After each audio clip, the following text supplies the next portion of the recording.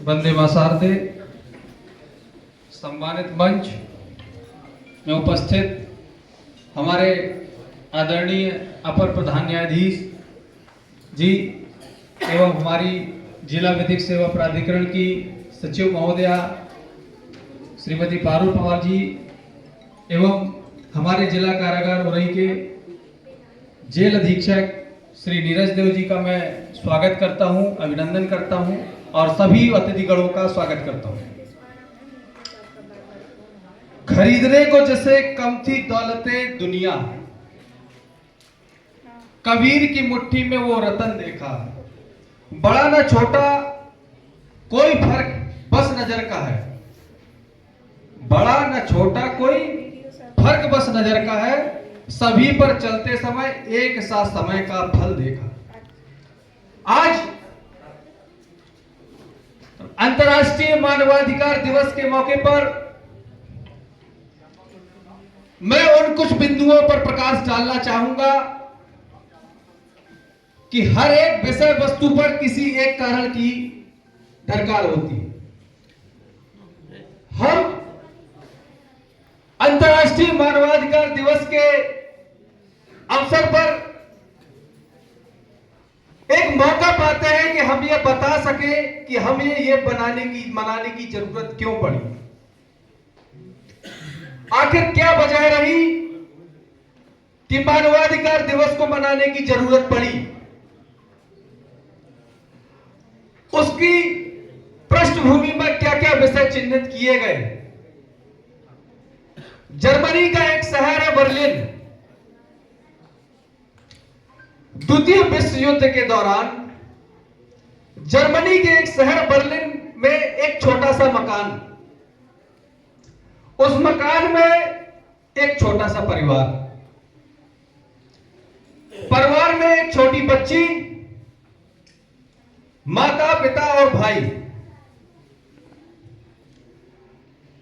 दिन की समय जैसी प्रक्रिया चलती है वैसी चल रही थी। युद्ध का समय था, द्वितीय विश्व युद्ध का समय, जो 1939 से लेकर 1945 तक चला। मित्र राष्ट्र और धुरी राष्ट्र आपस में एक दूसरे के खिलाफ मानवाधिकारों का उल्लंघन कर रहे थे, एक दूसरे पर जान लेने को प्यासे थे। और उसी बीच उस परिवार की पटकथा।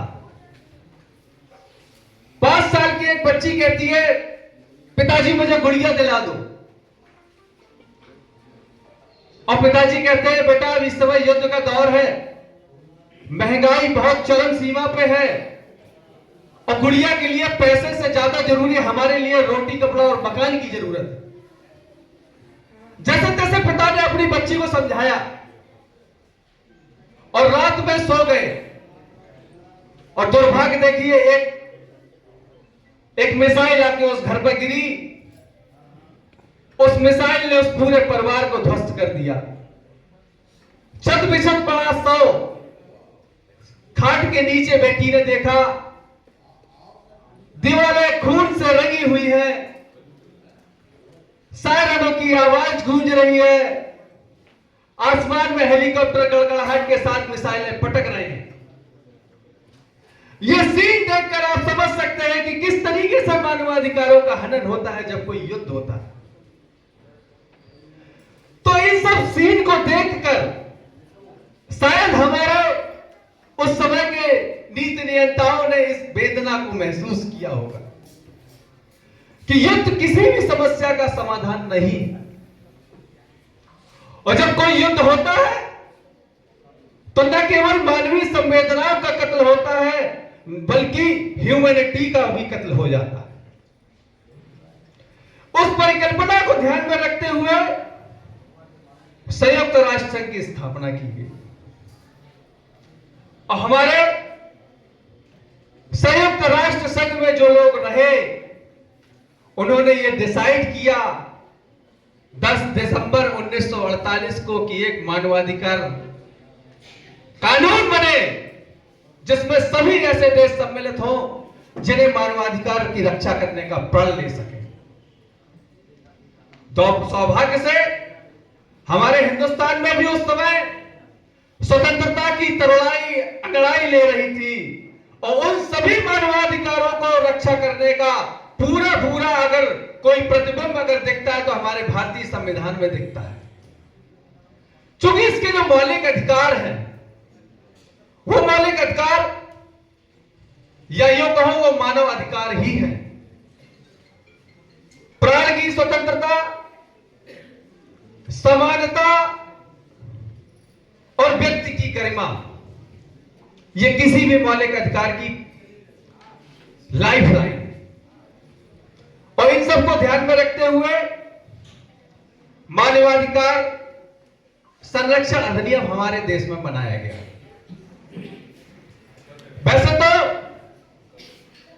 हमारे देश में ही नहीं विश्व में इस चीज की जरूरत महसूस की गई थी, लेकिन शायद इतिहास से हमने कुछ सीखा नहीं, शायद हमने रामचरितमानस से कुछ सीखा नहीं, और शायद हमने सनातन संस्कृति से कुछ सीखा नहीं। क्योंकि हमारी संस्कृति क्या कहती है? हमारी संस्कृति में कहा गया है अयम निजा परोवेति गणना लघु चेतसाम उदार चरिता नाम तो वसुधैव कुटुंबकम। हमारी सनातन संस्कृति हमें बताती है कि यह मेरा है, यह तेरा है, यह तो केवल सूक्ष्म बुद्धि वाले व्यक्ति होते हैं। हमारे लिए उदार चरित्र वालों के लिए तो पूरा विश्व एक परिवार की तरह है। यह हमारी सनातन संस्कृति की परंपरा है। और हमारे रामचरितमानस में जो 16वीं शताब्दी और 17वीं शताब्दी के मध्य जिसका निर्माण हुआ, यानी कि जैसे जनमानस की बोलचाल की भाषा में, हालांकि निर्माण तो वाल्मीकि जी कर गए थे, लेकिन जनमानस की बोलचाल की भाषा में हमारे बाबा तुलसीदास जी ने जो लिखा, उसमें ऐसी चीजें दिखी जो कि हमारे ह्यूमन राइट्स को परिलक्षित करती थी। जैसे सामाजिक समानता और न्याय, कहा गया परहित सरिस धर्म नहीं भाई, पर पीड़ा सम नहीं अधमाई। ये भी तो ह्यूमन राइट्स है। ह्यूमन राइट्स की बात कही है हमारे रामचरितमानस में तुलसीदास जी ने। कहा है न्याय और रक्षा के लिए कि जासु राज प्रिय प्रजा दुखारी, सो नभ अवस नरक अधिकारी। बाबा तुलसी कितनी बड़ी बात कह गए। और सहानुभूति और दया के विषय में कि दया धर्म का मूल है, पाप मूल अभिमान, और तुलसी दया न छोड़िए जब लगे घट में प्राण। इन्हीं शब्दों के साथ मैं अपनी वाणी को विराम दूंगा। बहुत बहुत धन्यवाद।